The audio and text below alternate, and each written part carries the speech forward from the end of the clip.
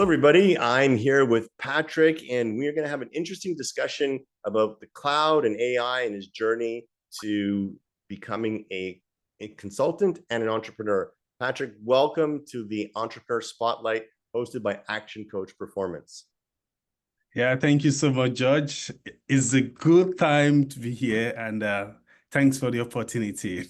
Yeah, my pleasure. So tell me a little bit about what you're doing now. What's your business? Tell us the name of the business and the type of clients that you serve.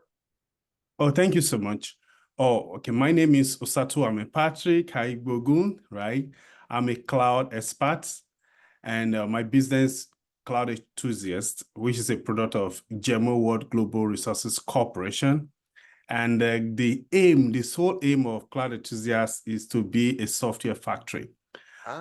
Yeah, a software factory. What does that mean? It means that people have great ideas. Some have the boldness to register these ideas with the government and other stuff, but they don't know how to translate that idea into a software.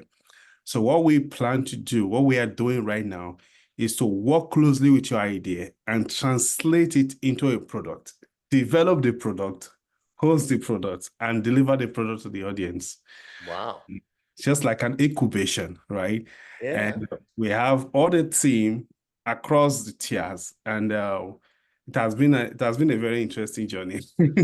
Well, yeah, it sounds amazing. So my question is, how did you get into this? So, I'm assuming that you didn't go from school to this. So how did you go from maybe being an employee to getting into this as an entrepreneur? Oh, thank you so much. It has been an interesting journey since close to two decades now. I've been in the tech industry for close to 2 decades, and half of it is basically on cloud. And after my graduation, 2007, I was opportune to work with a data center support team, and we were there for 7 years. And it was not only data center, we migrated to using public cloud. That was my first hands-on on cloud. And we noticed that the complexity of IT and tech has been reduced, right? And the cost and other stuff. So it was so fascinating. I've been there. So it gave me the opportunity to really diversify and understand the core cloud environment. So this actually built my foundation. Then from there, I moved into other industry, and I was like, I've been here for the past 7 years. So this is where the world is coming into, right? So I'm like, okay, since I'm already here, let me take the best out of it. So I took some certifications, some trainings.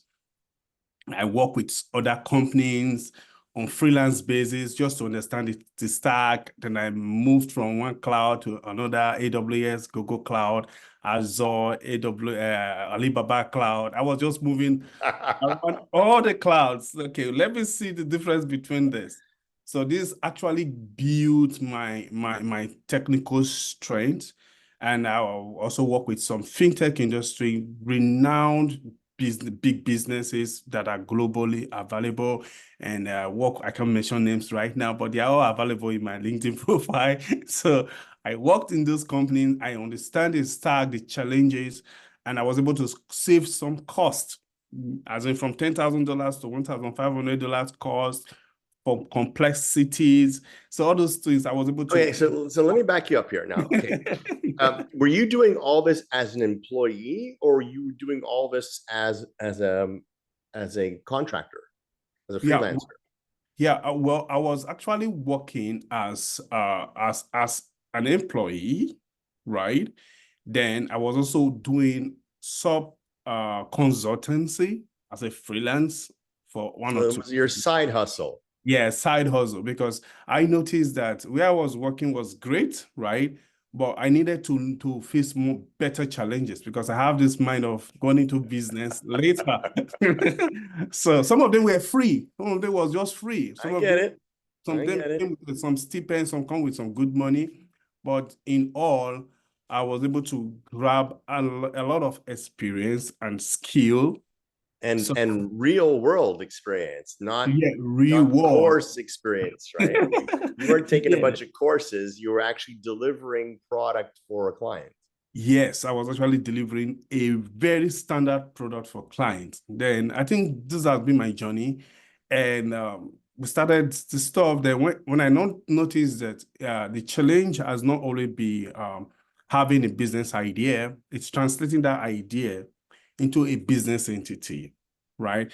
And their fears, I noticed there was still some gap between the developer, product ownership. What I mean by who have the idea, how does the ideas be translated? So this complexity was something I noticed, okay, you know what? I started by started training people.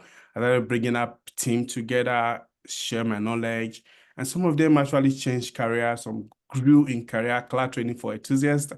Then I noticed that after the training, they need something to really work on, to really have this kind of real life experience. And this was how Cloud Enthusiast was born. I get it. All right, so now I got to ask this. I ask this question to almost every one of my guests. Where did you get the entrepreneurial bug? Do you have family that are entrepreneurial? Do you have a mentor that was entrepreneurial? Where did you get the entrepreneurial bug? Because you're taking a lot of risk, Yeah. doing all this jumping around. And, most people, they say, oh, stick to something. You're working in a good company, like, keep working, get your pension. What made you say, no, no to all that? I'm going to hustle. I'm going to do all these different things. I'm going to expose myself to all these technologies. Where did that come from? First, I naturally have this heart of helping people. Okay. That has been my natural. Even when I was in school, I have been lecturing, I've been helping people. So that helping people, just thought like, why not get value back after helping, right? I think that's how business is being born. And also had it to the fact that my background, I'm from Nigeria, I'm from Edo State, right? It's a small part in Nigeria. And we're not really more of a salary people. We're more of entrepreneurship, artistic people. Okay. Maybe you've heard of Edo people. Benin, 1987 it's a big kingdom. If you go to the internet, you can read about us. So we were built to be self-dependent, to be self-reliant, right? That also formed my foundation, right? I remember my grandmother then giving me some stuff to go and sell, getting some crop and sell the crop and come back with some money. So that's It's in the blood. it's on the blood. So that was how it formed, and I grew up with it. So whatever I learn is not just work. No, how can I provide? How will I help the people? And that enthusiasm has been there, and it's still growing, right? So I this get is it. the fact I get that it. I actually love it. I mean, and the everyone knows that the thing that makes entrepreneurs tick, the thing that makes us go is we see a problem, we want to fix it. We see a yes, problem, we see an opportunity. We don't yes, see a problem as a block, we see a problem as an opportunity. And I yes, can hear that that's what you saw. You yeah. saw That was you saw this movement towards cloud-based services, and you saw this challenge that entrepreneurs or business had with adapting or getting access to it, or being able to optimize for it. And you said, hey, Mhm. that's an opportunity. Yes. And to add to that, that's actually what inspired me. And to add to that, the knowledge is high, and the skill to acquire this knowledge seems to be more high. So the business owner feel like, okay, where can I start? How can I be able to leverage in this skill? To employ a DevOps engineer, a cloud engineer, they are kind of on the high side. And I'm a new startup, right? So, okay, since there's a gap between an idea and implementation, why not bridge that gap? Why not Yeah. stand with the people? Okay, what do you want to do? Do you have the boldness? Are you bold enough to register it? Are you bold enough to make the government aware of this idea? Then if you are bold enough to take that step, then we are bold enough to help you out. Wow, that's great. I love that pitch. I love it. Okay, so what have been some of the challenges you have faced as a young entrepreneur? When as someone who is building a business in a relatively new Environment. sector, You know, it's this, you're not selling tires, you're not selling, this is something that's kind of obscure for a lot of people still. What have been some of the obstacles you faced? Well, the first obstacle is the fear of the unknown. Mm-hmm. That's personal fear, like, okay, what if not, right? That's the fear. Okay, what if I'm out of job today? What if there's no contract coming in? What if this? What if that? But that is something I have to fight personally, and I think I've overcome that. Then the second one is being taken seriously. Yeah, Mm-hmm. because sometimes people feel like what you're about to do has been done before, right? Why are you trying to go into it? It's like being taken seriously. And the good news is that whatever thing I have decided to do with my team, right? I believe so much in team, believe so much in people. So when I see their enthusiasm, what I have also given to them, I just feel like I shouldn't fail them, right? I shouldn't fail them. So I put all effort to ensure I drive it through. So in that, whatever thing you want to do, just keep doing it. Keep doing it, keep focusing on it. It may look like it's not working. Like I was in Detroit last week, and one of our application was adopted by a community to be used for their program, right? Wow. And when I was making that presentation, it's my first global application presentation. I like, yeah, we made it. Yeah, we got to this point. And then after the presentation, I got some applause of the other app. I got some applause, like, yeah, meaning I was actually doing the right thing, Good right? for you. Good So for you. that satisfaction comes at the later end, but at the beginning, it's kind of, are you sure this is going to work? That will come in. And funding is another thing. I don't really believe in getting MVP out, running after finances. I'm not that kind of. It's a good idea. I'm not saying it's bad, but I feel you have to get hold of your business. I study Facebook who founder, Mark Zuckerberg. I studied his business plan. He didn't run into the market like, okay, give me money. So get your products ready, work it. If you need to do minion job, you need to work with other companies. Build your capacity so that when the people see the value, you have choice instead of having no choice and just putting yourself in a bottle, right? You're not interested in selling a $1 billion business plan. Yes, that's the goal. Sell it when it is ready to be sold, not like, okay, an escape route. So I believe so. Funding is part of it, but in order for you to succeed in funding, you need to build a relationship. You need to know how to sell your idea with people, let people buy into it, and be plain with them, be truthful with them, right? And don't leave any gray areas, right? Yeah, And that's good advice. it will work. If people know that you are genuine and you are real, most people will still doubt, but more people will follow you. And those people are the people you really need. They buy in. And Okay, this so is, that leads me to another question. You talk about team. What yes. have been some of what advice would you give to startups or businesses that are on the grow, if you will?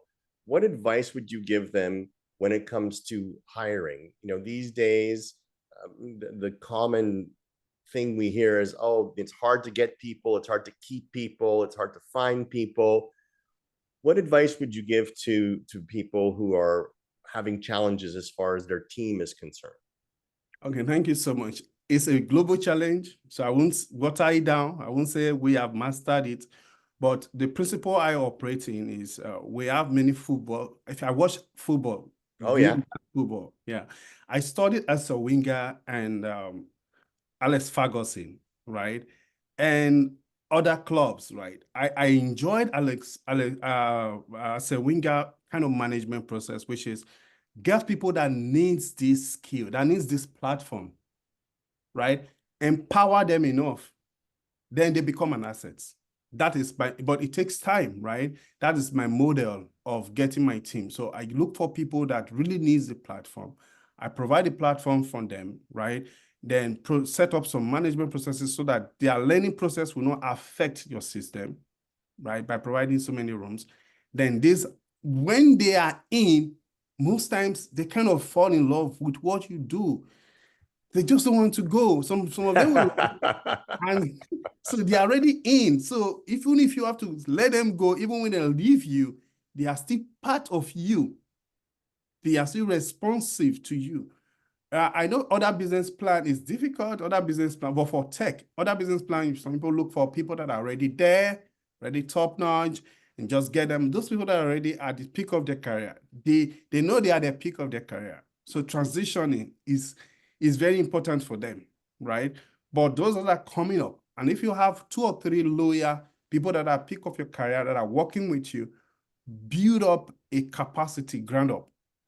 Mm. That way, when you have a loyal staff, you're going to have a loyal team. This is the principle I'm operating on. We are still building, we are still in the process, right? But this is the framework that I think helps. It will help for startups, since you don't have the multi-million-dollar yet. Yeah, no, it's true. The even in the most sophisticated organizations, the idea now is moving away from hiring people that are already trained, already competent, already, like you say, at their peak, and moving back to the, the 40s, 50s, and 60s. The corporate world had this idea: we hire people out of high school. Mhm. We groom them, we train them, we give them on the job training, or we pay for specialized skills training. And that investment in those people, when they're young, when they're new, pays back dividends later as they become more competent and they are loyal to the company that invested in them in the beginning. Yes, and that's a good business plan. Although it's not one stone kill all birds. What I mean is not one situation that master all. There are some Right, situations you have to right. get, depends on how complex is your infrastructure. But if you're starting up, I think having people that buys into your idea when they know that you're just together. Look at all the people, the big businesses today we celebrate. They actually built their platform. My Facebook team, they were not really big names at that time, but now they are names, right? And Andela and bigger companies, Morgan. I've studied. I study businesses. That's something I do. I enjoy reading about business. I'm currently even doing my MBA now, which also give me the opportunity to study businesses more. I'm gonna pause you there. I have to say this: every time one of our guests on the show hits a bell as far as something that we believe is a core value for leaders. We say leaders are readers. In our organization, we say if you want to lead in business, you must learn. You can't just stick with your subject. You have to learn about business itself, right? And it's really nice to hear you saying that. Yes, learning is part of it, because you can't just know it all. You learn from ground up, you learn from up down, you learn from people that have succeeded, you learn from people that have failed, right? Because they call it failed because maybe there was a step they would have just added to their effort that would have made it a success. You could just be the one to add that step and you succeed, right? Yeah. So everybody is something for me it's a process.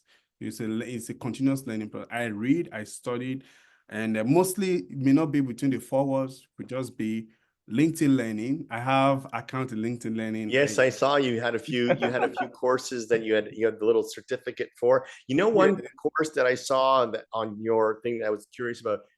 Didn't I see a Jack Welch training Yes. in there somewhere? Yes. Talk to me about that a little bit. Okay, thank you so much.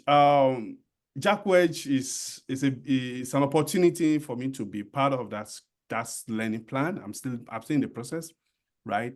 When they reached out to me about their MBA program, I enjoyed it because it's a hands-on MBA course, right? It's not just MBA you just study. And during my course, since I've joined this year, I think this is my third semester. You just completed the summer. We're going to fall.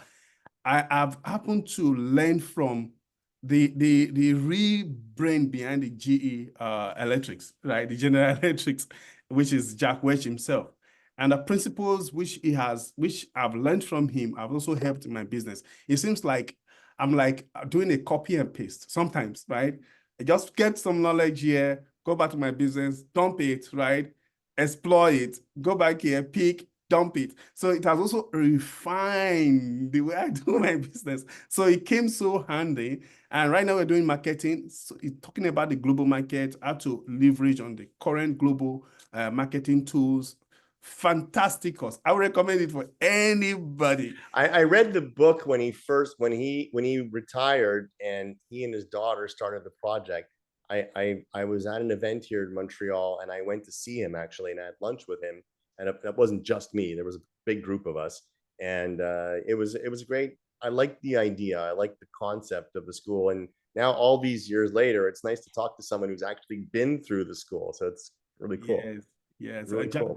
Jack Welch is, I would recommend the school because even the assignments, oh no, the lecturers, the professors, they are great, right? And what they take out is it's a practical based MBA driven. Yeah. So it's not just MBA that you just study and do your assignment. You see how you apply it. And if you are business driven, you just see yourself going through the process and enjoying every flow of it. So I think the big takeaway for entrepreneurs is that business moves quickly and the market changes quickly. And if you're not constantly keeping up with trends, if you're not constantly keeping up with what the market is doing, and having a way to experiment with different ways of doing things to adapt your business, eventually you're going to find yourself either boxed out by a competitor, or a product or service is going to come along that's going to make your product or service obsolete. Yes. And so the need to always be learning and evolving is a part of the nature of business, Yes. Especially today with technology. Yeah, even in the era of technology, talking about technology, the agile technology has never been so dynamic like the way we are now. Now we're moving from different management processes to other, from Scrum now to DevOps, from DevOps to DevSecOps, and now in platform engineering. Now AI has joined. So you see, you train the continuous going through the trends also help you optimize, because the goal of agile is to cut costs using lean methodology to make sure that you don't spend so much and you still maintain your optimal productivity. So whatever technical solutions you are going to be employing, like now I'm a cloud engineer. I understand the framework of DevOps, DevSecOps, platform engineering across all cloud infrastructure. So it has also helped me to know, okay, you have to keep growing. Otherwise, you may be using an idea that is no longer effective or that is more costly than using an idea that is just off the shelf and you just grab it. So the more you know, it influences your decision, influence your solution architecting, and the whole framework, even your communication, it also influences.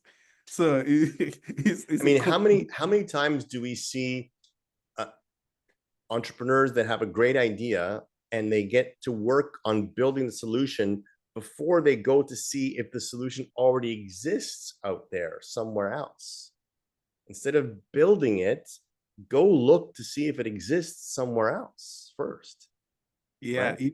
Yes, that's one thing that I really appreciate what we are doing at Cloud Enthusiast, right?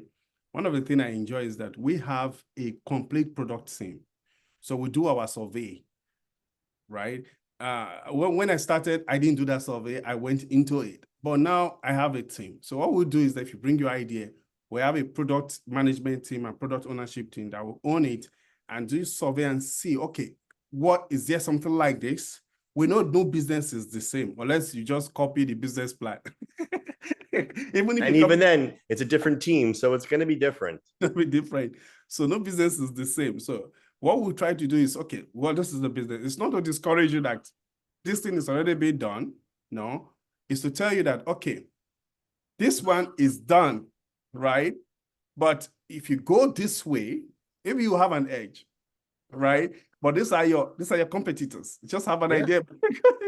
So that has also, but if you look at, say, okay, I want to do a business that has not existed before in tech, you do nothing. Good luck. Good luck. You do nothing. Not easy. Not You easy. do nothing. Either it's been written about it, somebody have wrote something about it, or somebody have done it halfway, or somebody's already running with it, or somebody have made it so big. But the truth is, if you are bold enough, as I mentioned, if you are bold enough to take it a step further, because for the idea to come to you and for you to be excited about the idea, it means that there's something good about it. So Yeah. maybe you need to tell the right people. Let the right people hear about your idea. Let them fine-tune it with low cost. That's one of the interesting things about cloud. Before you need to go and get server, get infrastructure, get this, you don't need to get all those things. Bring your idea, we fine-tune it, which will give you a prototype, an MVP, and you test it, it works. Low cost, very low cost. Then you start your business like that. Then you scale, you keep scaling. The more you have your customer, the more money comes in, the more you're able to service your infrastructure. That is something cloud gives to us. Compared to before, you have to get all this stuff, then you start looking for how to pay back the money you've loaned, you've gotten. Oh, Now yeah. infrastructure, you pay as you grow. You grow with your business. Well, your energy is amazing. It's clear that you are passionate about what you do and the market that you serve. Let's talk about that for a second. So, who are your typical clients? Like who is the person that is ideally suited to working with you as a client? Okay, thank you so much. We don't really have we are more of B2B, right? We're more of B2B, business to business, right? And that business to business could be small business, medium business, or large business, or somebody that is planning to do business. Okay. And so this is our client, irrespective of your industry. Okay. Irrespective of your industry, if you have an idea you want to do business, or you're already doing business, you want to optimize, maybe you want to migrate your infrastructure from on-premise to cloud, Mm-hmm. or you want to build up your tech team, maybe you don't have enough team, you want people to, we have some team that we've trained, well, we can also use our skill set to get more team for you and Mm-hmm. get people relaxed. But if you don't want to worry about those headaches, that is what we plan to do. Don't worry, bring your idea, we develop it for you, we deploy it for you. While you go ahead and market it, we can even help you to market. Wow. Okay, great. Okay. So what's the next step for you? So in a year from now, we knock on your door and we see, how you're doing. Where do you see you in a year from here? Where do you see your business in a year from now? Thank you so much. I'm glad I'm in the North America, and I'm glad I'm permanently resident here in Canada. I'm glad for all this. My goal is the solution we have is a global solution. It's a very vast global solution. So, which means in a year from now, I want our revenue business to be more formidably stable. Mm-hmm. Right? We're still on startup, right? We're still going to be, I think it takes, according to business processes, take like 2 or 3, 4 years to leave the startup trends, but we're still a startup. But we should be able to provide solutions to a formidable company that is running in full scale. Mm-hmm. In terms of making multi-million dollars. That is our, so we're looking for that big idea. We are hunting for the big idea. And don't forget, everything is legal. So we are going to be having some legal stuff. So your idea is kept for you. Your brands and your trademarks are going to be 100% yours, right? We have so much idea. So you're basically looking for a unicorn that you can help grow. Yes. I think that's a big goal. We're looking for a unicorn or unicorns, if there's a word like that we can help grow, so that in next year we can proudly say, oh, that business is in full capacity. Yeah. We empower that business. I gotcha. So you're like a tech accelerator. You help accelerate businesses using technology. Yes. We help accelerate. We call ourselves cloud enthusiast. There's no N in our enthusiast spelling. We don't believe in no. We don't believe in possibility. We don't believe that it cannot be done. So our team, we always tell our team, there is nothing like it cannot be done. It has not been done. How can we do it? Or we haven't figured it out yet.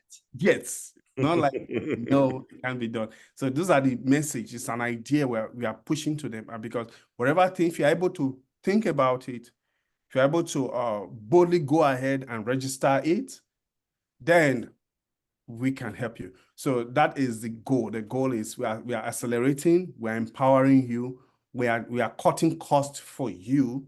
We're trying to cut cost and we're trying to make you know that yes, we are here. We got your back.